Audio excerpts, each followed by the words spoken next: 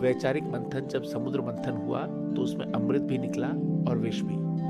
अमृत तो देव और असुर दोनों पीना चाहते थे, लेकिन विष पीने के लिए कोई तैयार नहीं हुआ। अंत में देवाधिदेव महादेव तैयार हुए और पी गए सारा का सारा विष।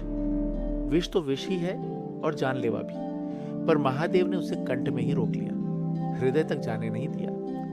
हृदय मनुष्य के शरीर का वह महत्वपूर्ण अंग है जो खाद्य तथा पेय पदार्थों से बने रक्त को पहले मस्तिष्क में भेजता है और मस्तिष्क उसका वितरण पूरे शरीर को आवश्यकता अनुसार करता है। जब मनुष्य अपनी मां के गर्भ में पलता है तब वह अमृतपान करता रहता है। जब शिशु जन्म लेता है तब वह रोता है, क्योंकि अमृतपान से वह वंचित होने लगता है। बाह्य दुनिया को संसार समुद्र कहा गया है। नवजात शिशु जन्म लेते बाह्य घात प्रतिघात का शिकार होने लगता है।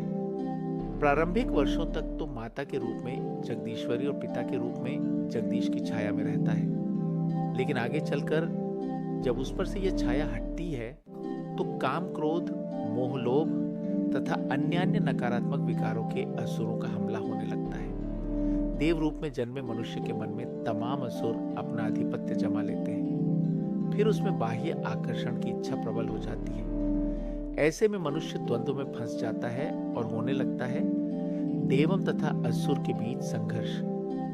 फिर लोगों से कटुता और विवाद आदि होने लगता है। यही मनुष्य को मन के महल से निकलकर विवेक के नारायण को जागृत करना चाहिए।